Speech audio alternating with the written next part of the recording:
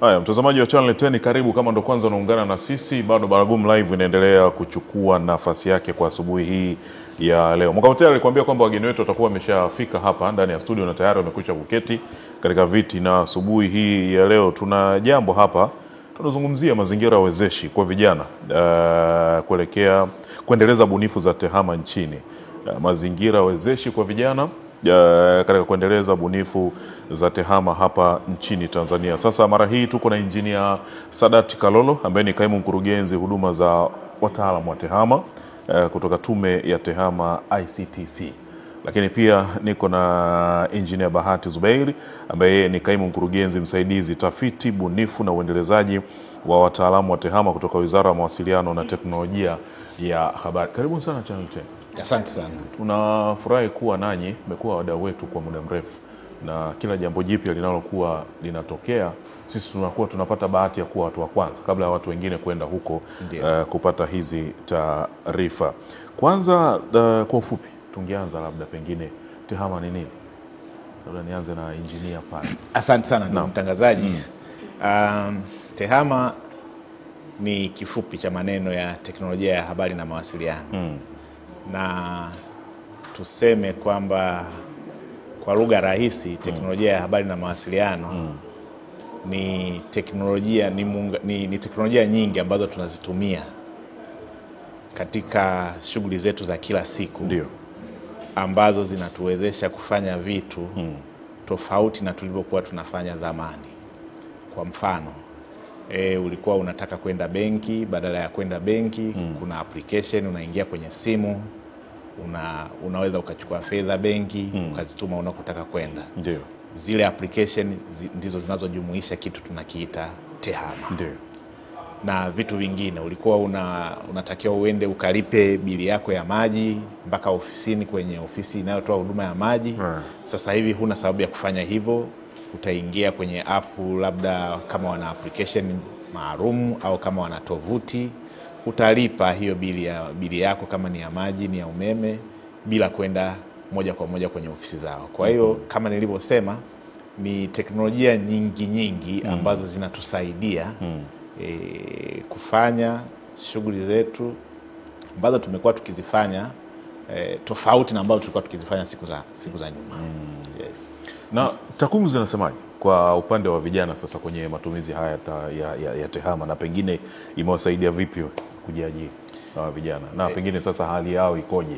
Kwa sababu najua mnafanya hivi na tathmini mnazifanya pia, naona kwamba sasa tuko sehemu fulani na mwelekeo uko vizuri. Sawa kabisa. Labda ndugu mtangazaji na wanaotutazama sasa hivi, kabla sijazungumzia takwimu, nizungumzie kwanza Tume ya Tehama.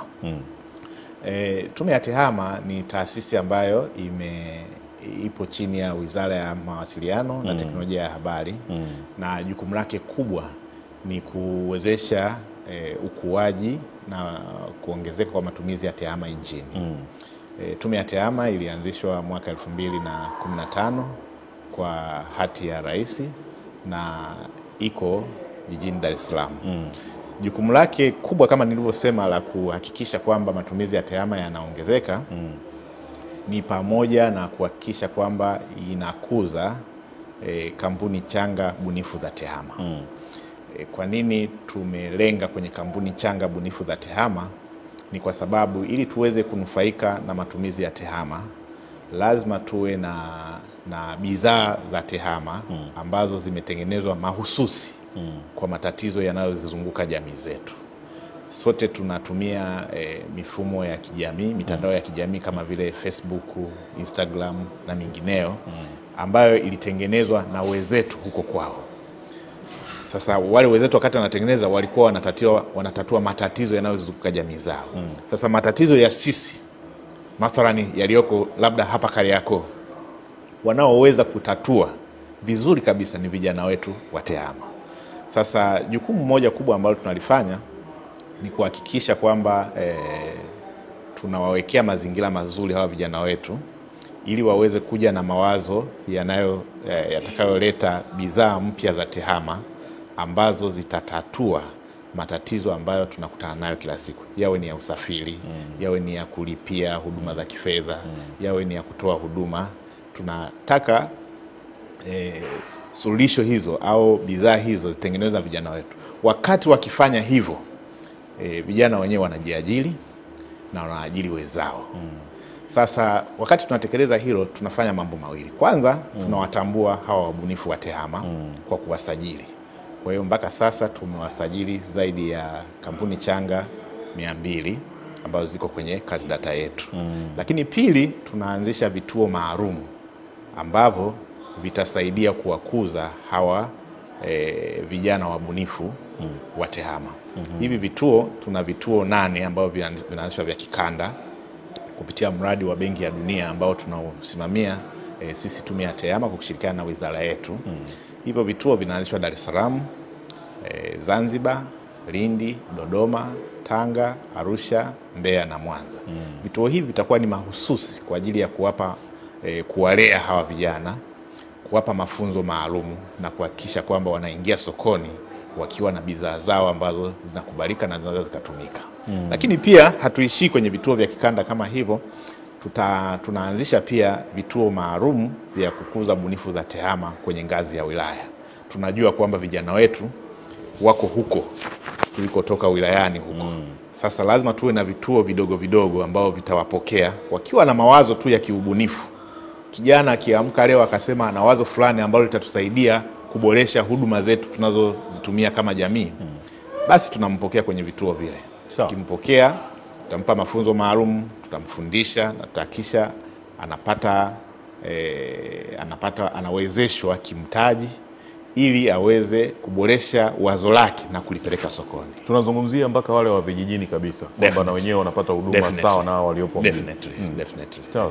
Ndio. Na kuna programs zozote ambazo zinawezesha? Nafikiri umezungumza vitu vingi. Ndiyo. Pengine ungeweza kuzizungumzia kwamba ambazo zinawezesha vijana hawa kutumia hizi TEHAMA kama chanzo cha kipato, kwa sababu baada ya mafunzo maana tunatarajia sasa uzalishaji. Ndio. Kuna programs zipo specially kwa ajili ya kuweza kuwasaidia wao kujipatia kipato?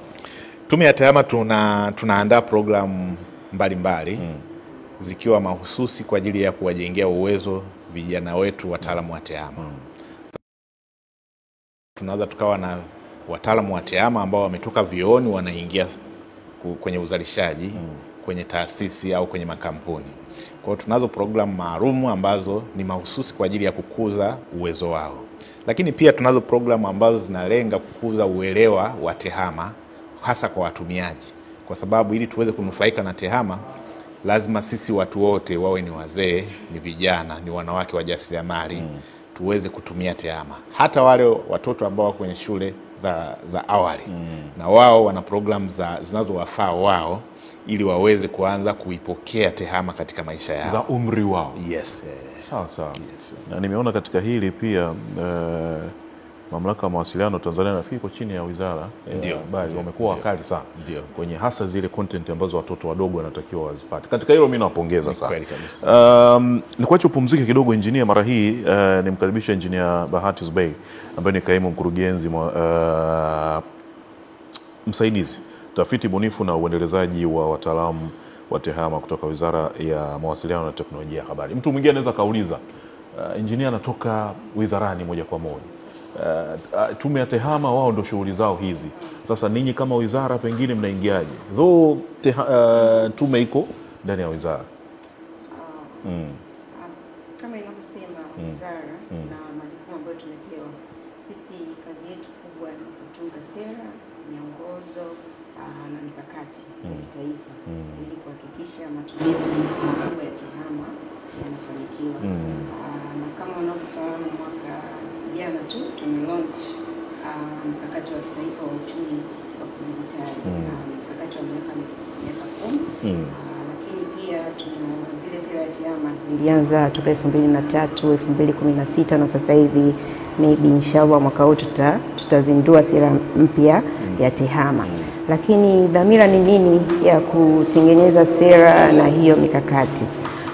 Ukiangalia sera yetu ya mwaka 2016 inazungumzia umuhimu wa ujenzi wa jamii habari au information society au digital society, na mabadiliko ya kiteknolojia yanatulazimisha kwenda kwenye uchumi wa kidijitali.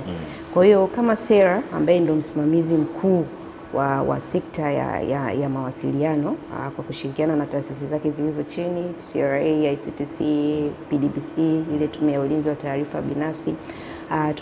Tunachokifanya kikubwa ni kuanzisha programu za kitaifa ili kuhakikisha tunajenga weledi kwa watumiaji wa TEHAMA na basi TEHAMA ilete mchango na mapinduzi kusudiwa kwenye shughuli zetu za kiuchumi na kijamii.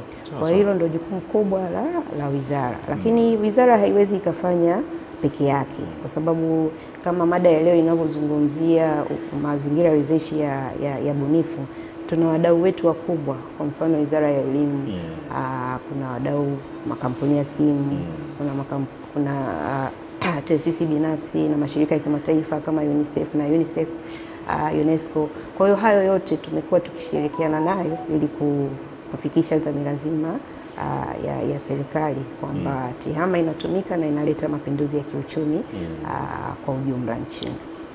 Nikibaki hapo kwenye elimu, umezungumza kuna wadau wameingia hapo, mwataja UNICEF, manake huyu atafanya kwa sehemu yake kiasi hiki, huyu atafanya kwa sehemu yake, serikali itafanya kwa sehemu yake.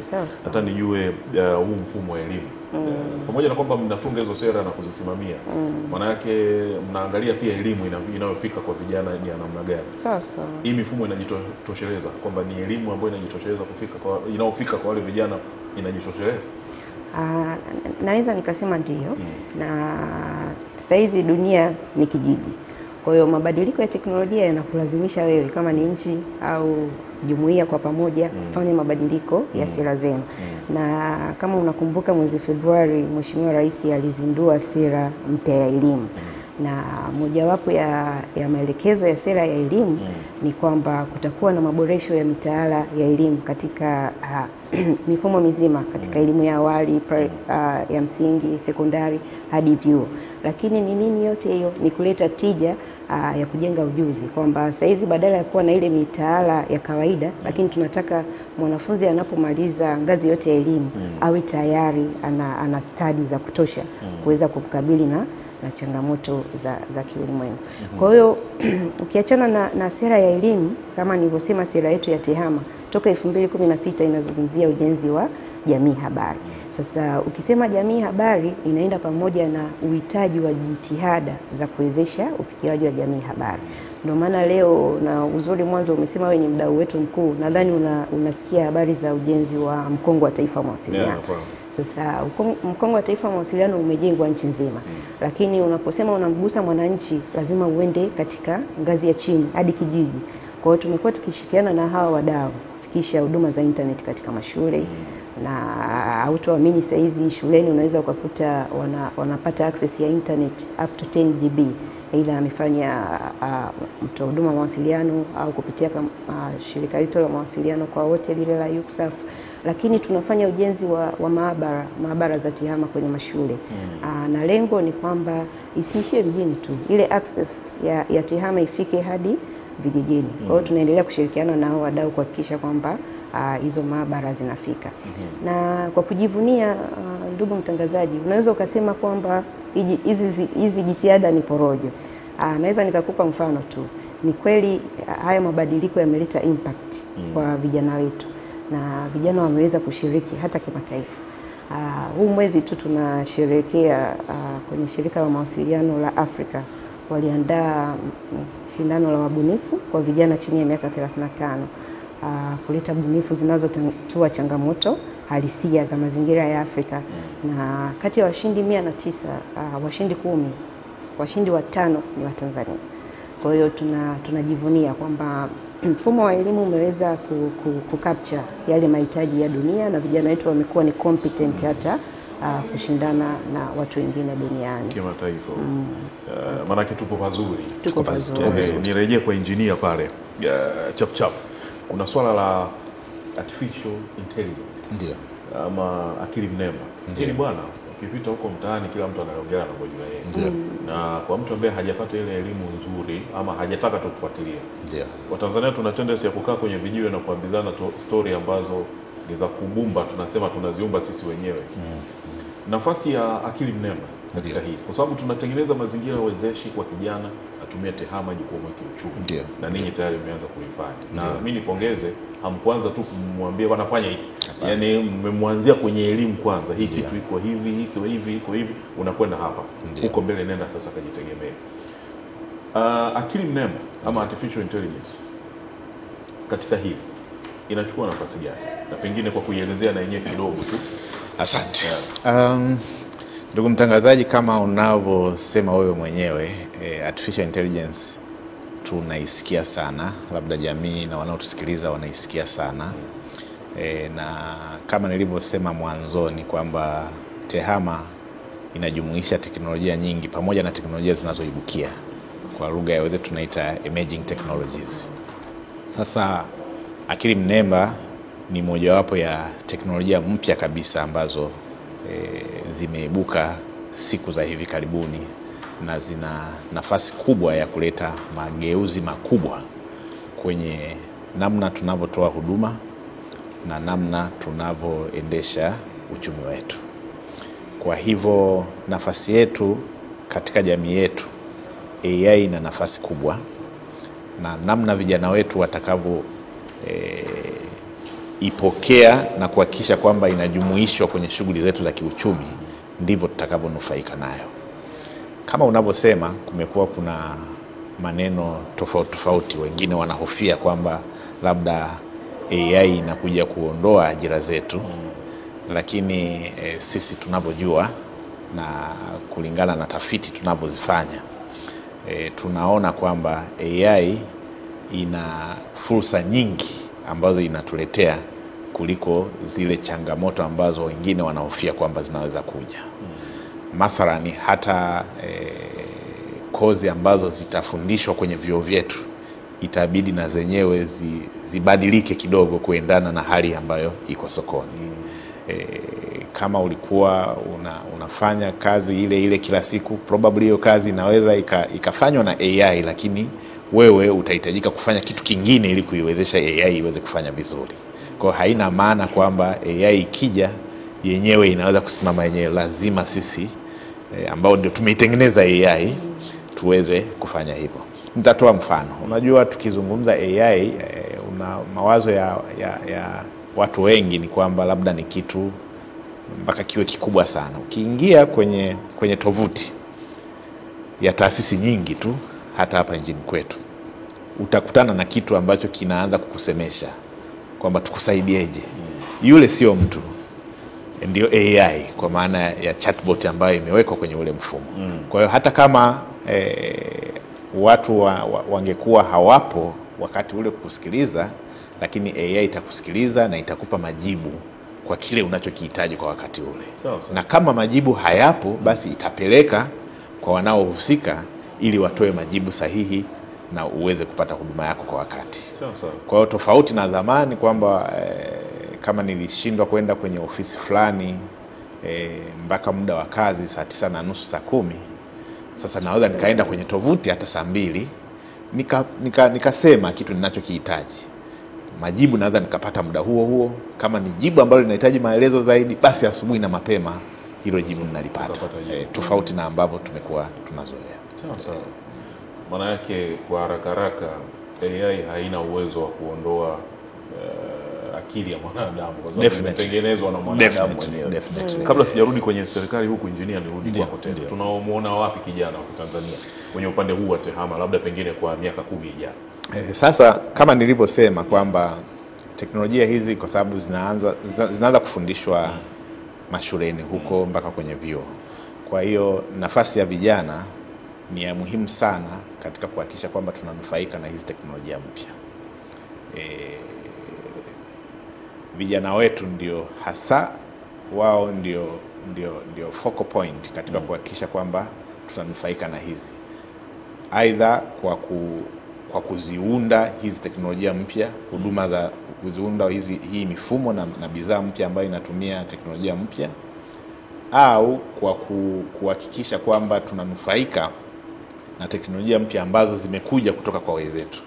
Watakao tuwezesha tuweze kuzitumia vizuri ni vijana wetu. Kwa hiyo ni lazima vijana wetu kupitia vile vituo ambao nimesema tunavianzisha, ambavyo nimemsikia engineer hapa, sio tu vile ambavyo tunavianzisha sisi kama tume ya TEHAMA, lakini na wadau wetu wana vituo vingi wamevianzisha.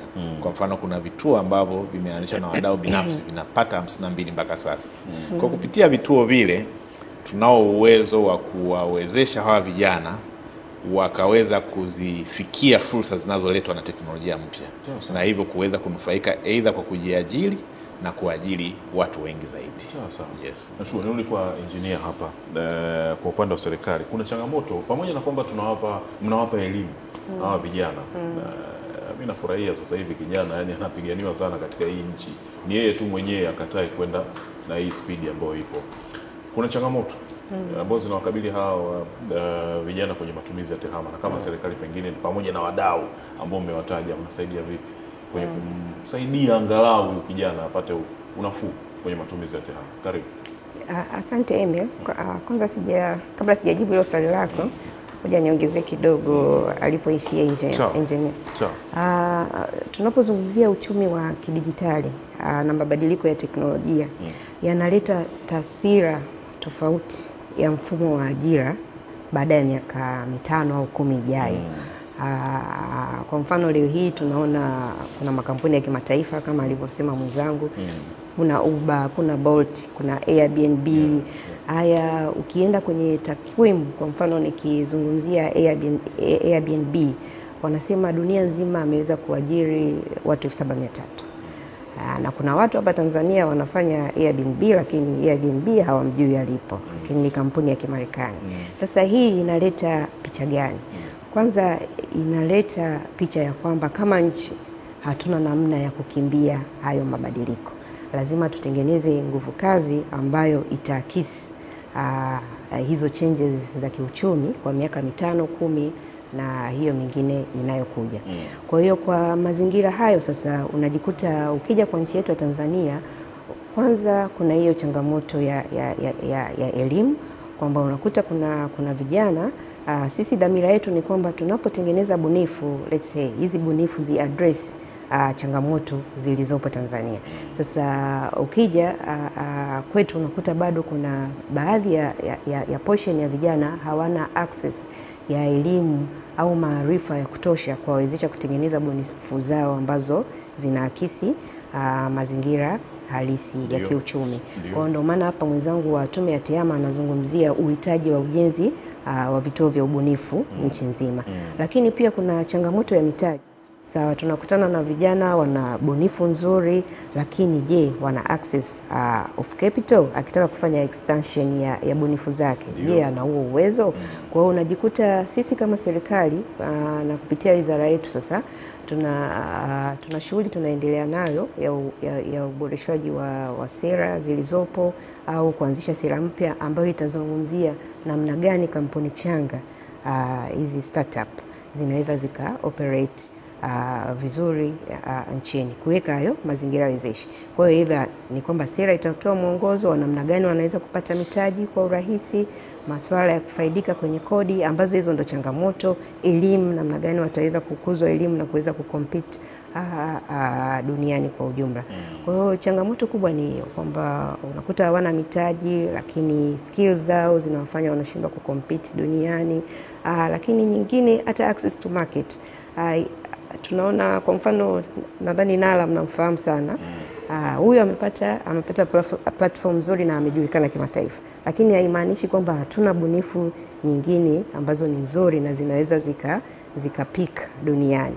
Kwa hiyo sisi kama serikali tunaendelea kushirikiana na wadau kuhakikisha wale ambao wanafanya vizuri basi tunawauza kimataifa, lakini kuongea na makampuni ya binafsi, mabenki, kuwawezesha wanapata mitaji, lakini hata masuala ya kodi, ni namna gani tutapunguza kodi na namna gani wanaweza wakapata hata leseni za biashara kwa gharama nafuu ukilinganisha na mfanyabiashara ambaye amekuwa vizuri.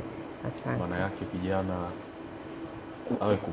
awe tayari kusaidika kwa kile kidogo kinachopatikana. Na pengine hata yeye mwenyewe ubunifu wake umsaidie kuona namna gani anaweza kaboost hata huo mtaji wake. Sababu hichi kilichofanyika ni kikubwa. Kama tumekupa elimu, tumekutafutia wadau, angalau wanapewa hata mwanga wa masoko ya kimataifa, ni kitu kikubwa sana katika hilo. Nikiwa nimebakia hapo, tunaweka uje usawa kwenye masuala ya kijinsia? Mtoto wa kike anaonekana kama yuko nyuma sana katika hili. Kwenye hilo tunawekaje usawa? Kwa sababu kuna mtoto mwingine wa kike ni mbunifu vibaya mno. Anaweza kabuni kitu hapo mpaka ukabaki unashangaa. Lakini maneno ya sisi wanajamii huku, uwezi wewe mtoto wa kike unatakiwa utulie nyumbani, yanamrudisha nyuma. Na tunafahamu namna ambavyo watoto wa kike ni rahisi sana kuwavunja moyo, tofauti na mtoto wa kiume ambaye anaweza kabishana. Kwenye hili tunawekaje usawa? Asante. Swala la usawa wa kijinsia lipo, na ndio maana linazungumzwa dunia nzima. Lakini tayari sisi tumeanzisha program nyingi tu, na kwa mfano mwezi huu tulikuwa tunaadhimisha duniani siku ya tehama kwa wanawake. Na kupitia kwa mfano siku kama hiyo, watoto wa kike hupewa fursa ya kushindana na kuonyesha uzoefu walionao au ubunifu walizonazo katika tehama. Lakini tunapozungumzia kwa mfano ujenzi wa maabara kwenye mashule, hatulengi kugusa kundi mojawapo. Ni kwamba tunaamini hata kupitia kwenye zile maabara za tehama, basi watoto wa kike wataweza kunufaika. Kwa hiyo tunaendelea kuhamasisha, na nadhani mifano mojawapo sasa hizi ukizungumzia masuala ya ICT utatukuta wanawake tupo juu. Ni kweli. Katika hilo sipingi. Engineer, Asante. Nini ushauri wako kwa vijana wanaotaka kutumia tehama, lakini pia kwa jamii kwa ujumla? Yaani tumeongea dakika nyingi hapa, lakini kwa mambo tuliyoongea mpaka nikaona naangalia saa, kumbe muda umetukimbia tena. Ushauri wako kwa vijana wanaotaka kutumia tehama, lakini pia hata kwa jamii kwa ujumla? Asante. Manake hapo kwa jamii kuna walezi pamoja na wazazi. Sawa, asante. Kabla sijatoa ushauri wangu, nataka tu nichagize kwenye karibu mhandisi hapa. Nafikiri programu nyingi kweli zinafanyika za kuwa-empower watoto wa kiume, watoto wa kike. Wa kike Ndio maana unaona mhandisi yuko hapa. Anathibitisha hilo. Nawakilisha. Na ninafikiri wiki hii tutakuwa na siku kubwa ya kimataifa ambayo tunaadhimisha Girls in ICT, ambayo kwa hapa Tanzania tunaiadhimisha kinamna yake, kwa sababu mabinti wadogo ambao wako mashuleni wamepewa mafunzo maalum ya tehama na wanaonyesha bunifu zao kwa kushindana. Na hiyo siku ya kilele ambayo nafikiri lazima itakuwa ni wiki hii, kwa sababu kabla ya mwezi wa 5 lazima iwe imeadhimishwa. Siku ya kilele tuna recognize wale ambao wamefanya vizuri kwenye mashindano hayo na kuwapa zawadi. Wakipewa zawadi hizo, haiishii tu hapa nchini kwetu, wanatambulika duniani kote kwamba hawa wamefanya vizuri kwenye eneo la tehama. Sasa nije kwenye ushauri wangu. Sisi tunavyoiona tehama huku tunakokwenda ndio inabeba msingi wa kila kitu tunachokitekeleza kwenye uchumi wetu. Kwa hivyo tunawaasa hasa vijana ambao wengine wako mashuleni, wengine wanamaliza, kwamba fursa nyingi zipo kwenye tehama. Kupitia tehama tunao uwezo wa kuboresha ile chain nzima ya usafirishaji, kwa mfano hapa nchini, au chain nzima ya kuhakikisha kwamba masoko ya vyakula yanafikiwa na yanaonwa na watu wote. Wale wanaonunua na wanaouza wanaweza kunufaika kupitia tehama. Kwa hiyo ukiangalia sekta zote za uchumi tulizo nazo hapa nchini, zote zinanufaika na tehama. Kwa hiyo vijana wetu ambao sasa ndio wataalamu wa tehama, ambao ndio wanatakiwa tutengenezee mifumo mipya, bidhaa na nini na ubunifu wa tehama, wao sasa ndio wako kwenye nafasi nzuri ya kunufaika na tehama hiyo. Na sisi tuwakaribishe kwamba tume ya tehama ni nyumbani, waje wakiwa na mawazo yao ya kiubunifu, tutawapokea, tutawasajili na kuhakikisha kwamba tunawaweka kwenye mazingira ambayo yatawakuza vizuri na kuhakikisha kwamba bunifu zao zinaingia sokoni na sote kama taifa tunanufaika. Sawa. Injinia Bahati, tunamalizaje kwa sekunde chache? Mimi naweza kumaliza kwa kusema kwamba uchumi unatulazimisha tuwe wajanja. Kwa kifupi tu naweza nikasema buni kijanja ili uweze kutoboa. Sasa na fursa pekee iliyopo ni kwenye tehama. Kwa hiyo mimi napenda kuwasihi vijana wetu kwamba wasiogope kwanza kujifunza. Maanake teknolojia sisi tunasema haisimami, inabadilika. Leo hii tunazungumzia masuala ya akili unde, tunazungumzia Internet of Things, blockchain. Sasa na wao wawe tayari kujifunza na kuakisi yale mabadiliko ya teknolojia. Lakini cha muhimu zaidi, pamoja na kwamba watabuni wanatakiwa kubuni mifumo ambayo inaendana na changamoto tulizo nazo. Ili utoboe lazima uguse hitaji halisi kwenye mazingira yetu. Lakini cha mwisho naweza kusisitiza kwenye matumizi ya tehama. Teknolojia bwana ni footprint ya maisha. Ukiitumia vibaya, aidha unajaribu mwenyewe au unajaribu jamii kwa ujumla. Utajijenga mwenyewe binafsi na utaijenga jamii na unaweza kaibomoa. Mtazamaji, amezungumzwa hapa kwa urefu mazingira wezeshi kwa vijana kuendeleza bunifu za tehama hapa nchini. Ni fursa. Tunaeleza kwamba tehama sasa hivi ni fursa, ni ya kukimbilia wala sio ya kuiogopa kwa namna moja ama nyingine. Tayari mifano hamina, nasubiri hiyo siku ambayo hao vijana watatunukiwa hizo tuzo na hizo zawadi. Kwa sababu maana yake akishatunukiwa hivi, kama ni mwanao mtazamaji, ana uwezo wa kwenda nje huko na kaza akafanya bunifu tofauti tofauti. Nilikuwa na Engineer Sadat Kalolo, kaimu mkurugenzi huduma za wataalamu wa tehama kutoka Tume ya Tehama ICTC. Nashukuru sana kwa kufika engineer. Lakini pia nilikuwa na Engineer Bahati Zubair ambaye ni kaimu mkurugenzi msaidizi tafiti bunifu na uendelezaji wa wataalamu wa tehama kutoka Wizara ya Mawasiliano na Teknolojia ya Habari. Ndio tumezungumza nao haya yote asubuhi hii ya leo. Hivi punde basi utapata nafasi mtazamaji ya kuweza kutazama habari asubuhi njema. Endelea kuwa nasi.